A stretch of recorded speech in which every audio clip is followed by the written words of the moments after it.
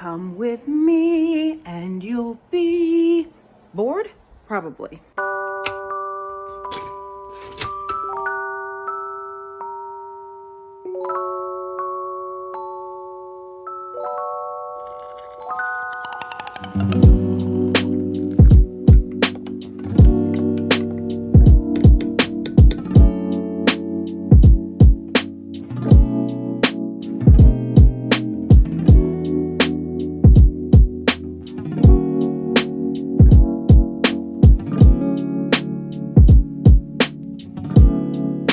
Today in particular, or this whole week in particular, I think that the lull that happened in December and the beginning of January is finally catching up in full force. I have never had almost every single client come at me with multiple things that need to get done all at once. I have never had that happen to this degree. I have a much better mindset than I did 3-6 months ago, so I'm trying to not crumble and get super overwhelmed. It definitely is having that, along with a lot of other things going on in my life, are having just a very adverse effect on me. Case in point, it is now 10 a.m. Normally I start work, I don't know, 8:30ish, maybe 9 max, and it is now 10 and I have not done anything.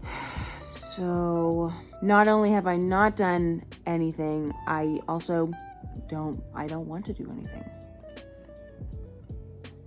This whole month, I'm not sure that I have taken an actual day to not work at all for the entire month. And we're I don't know, I think there's one more week left in January. That's my issue. And as a freelancer, it's I get it. I'm building my business. I'm picking up clients. I want to do this work. I need to do this work. That's how, I make money. It's all great things. You can't complain about that. But it's how can I make every day as fulfilling as possible while also bringing in the amount of money that I need to every day?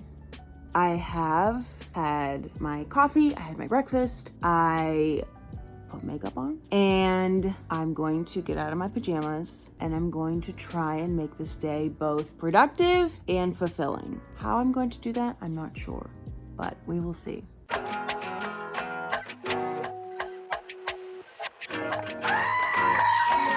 I live in an apartment and they just changed the aerators on the water, which makes the water come out slower, and it also makes it super white. So this is just water, FYI. Just regular tap water, not weird milk water. Anyways, speaking of water, cheers to all of us for drinking our water and getting all of our water intake in. I am going to officially start my day working for one of my clients who edits on Canva. Funny enough, that is how I edit my projects for them. But I am going to start that and hopefully get at least an hour or two of editing in so that I can feel a little bit less lazy, I guess. All right, cheers.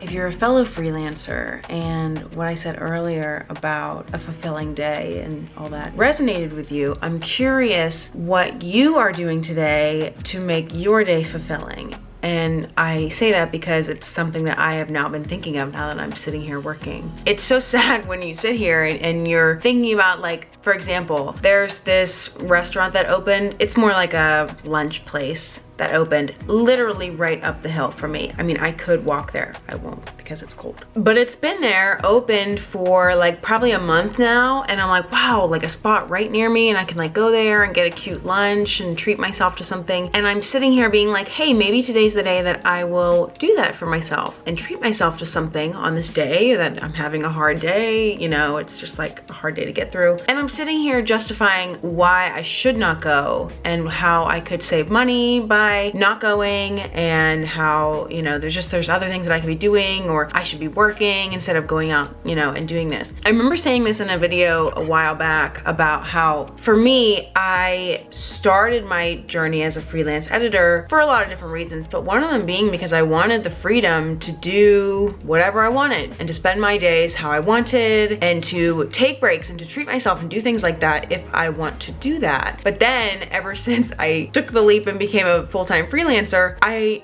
barely do any of those things because I'm constantly working and like self-governing myself, being like, you don't get to do those things, you have to put in X amount of hours per work. But then it just ends up having like a reverse effect because I get down on myself and I get down about like, gosh, like I have to, you know, do this work and all these things, and then I end up on TikTok for like half an hour because I'm just avoiding the work that I need to be doing, when really it circles back to the fact that I'm not fulfilling my days, and so I end up wasting time anyways. And as far as money goes, I was just thinking about this with another thing. I realized there was this prescription service that I tried out, and it's okay, but I kind of forgot that I had it going, and I finally went to go postpone it. Turns out I was spending like $50 a month on this subscription service. Meanwhile, I'm afraid to go out to eat and treat myself once a week to like lunch. And there's something that I did around my birthday. It's called a float. And you go there and you float in this tank and it's like super relaxing. It's kind of the equivalent of giving a massage. Anyways, if I do a subscription service there, it's like $60. And I've been putting it off because I'm like, you should really be saving money. But yet I'm doing stupid things like letting random subscriptions go on. Anyways, rant, total rant. But circling back to the fact that there just is this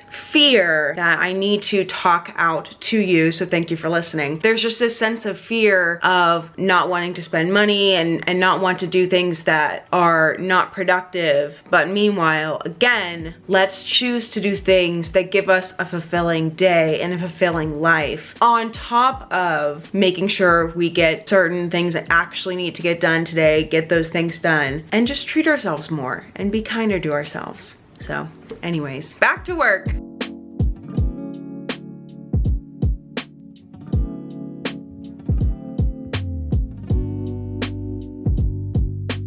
Well, the food is ordered and the car is started. So treating myself to lunch is halfway done.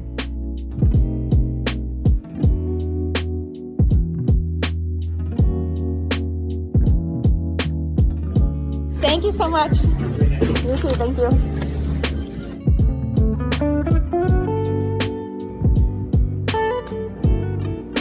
Was this worth almost $13?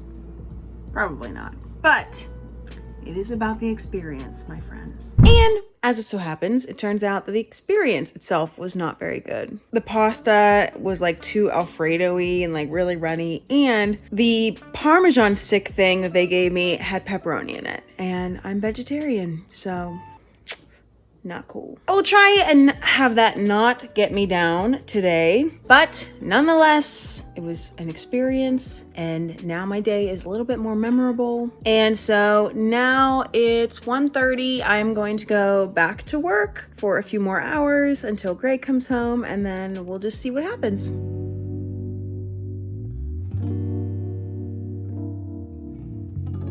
It's just a hard day. I'm just having a hard day, which is not unlike other days. I mean, there's of course days where I can just like plow through a lot of work. There are some days where I am running around a lot, and so it's hard to just like sit down and focus. And then there are days like today where I need to sit down and focus, and either things are just like not working out for me or becoming more difficult than I anticipated, or I am just tired. And I think that's okay. So I took a little break and I got my famous mushroom coffee, and I found a Rice Krispie treat. Living it up over here. Do you guys ever edit a narrative and you're piecing all the pieces together, and depending on the budget of said narrative, there's a couple ways you can go about it. One, you can be overwhelmed with the amount of options that you have. You are cutting a specific way based off of your own artistic choices, and you just have a lot of different options. Option B, you are cutting your narrative based off of the mistakes made by either camera or actresses or actors, or continuity,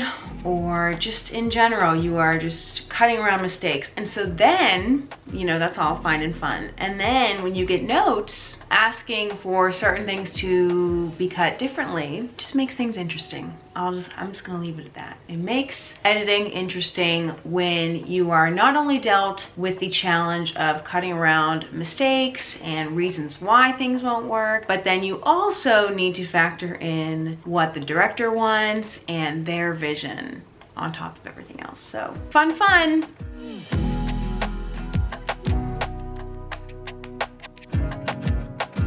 On such a channel as mine is, where it's like 90% educational content, if not more, I feel like there's a complex that comes with that, where in a video like this, where I just want to sit down and be real, like I'm sitting here thinking about like, oh, you know, like what's something I can talk to you about, and I just want to think, oh, like here's a tip for freelancers, and it's just like, I don't always have the tips. Because freelancing is really hard, and it's just funny that I immediately think, oh, I have to have a tip for this video to have value, because that's just what my channel has mainly been about. But in reality, that's why I kind of want to put more content out, like more like this, where I'm just chatting to the camera, because one, most of my time, like 80% of my day, if not more, is spent by myself, which is fine. I like being by myself, but it can be a little bit lonely, and it can be nice to have some company on days like this where I need help getting through my day. But B, I just want to show that freelancing, especially in my world, is just not all easy roses, just go in and make a bunch of money. It's not that hard, because it is very hard. And I have a lot of trouble with it personally, because to self-govern yourself every single day, get yourself up and get yourself moving and get yourself to start working for your clients and start work every single day,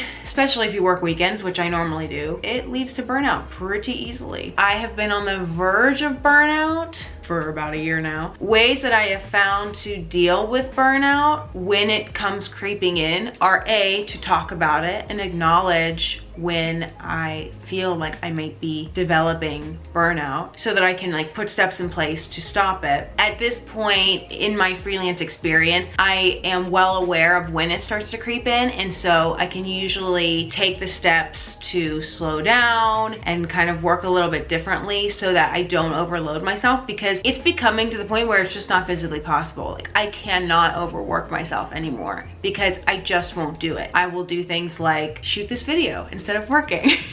I will walk away from my desk and like go and make a cup of coffee or make a snack or whatever. I will physically remove myself from the situation without even having really any control over it. Kind of like I can't tell myself what to do, which is not great. But in some ways it is good, because if it were up to my mind, it would be like, oh great, let's work all the time. You know, work, work, work, work, work. But I know that my body and my soul needs breaks and needs time to process the work that I just did, and needs time to celebrate the work that I just did. Like I need more breathing room in between the work that I do, so that I can acknowledge the work that I did, and I can like celebrate it and like, look what I did today, and I can reflect on it if need be. I can't necessarily say that that was a tip within a video, but that's just something that I am going through personally. So if you are a freelancer or not a freelancer, everybody suffers from burnout. And if you are on the verge of it, you can feel it kind of coming on. I would be so curious to know what your tips are in terms of how you deal with it. Can you acknowledge when it's like kind of coming on? And then yeah, what do you do to deal with it? So I think I am going to enjoy my cup of coffee. I'm gonna try and get some more work done. I appreciate you all stopping in and watching this video, and watching me hopefully not complain too much, but watching me be real in my real life as a freelancer. This is what I do. I sit on my freaking bum all day and try and make freaking money. So if you like this video and you'd like to see more like it, I would love it if you can comment below. Subscribe if you haven't already. Please hit the like button below. And in the meantime, don't get burned out, and drink water and maybe some mushroom coffee too. I will catch you guys in the next video. Have a good one.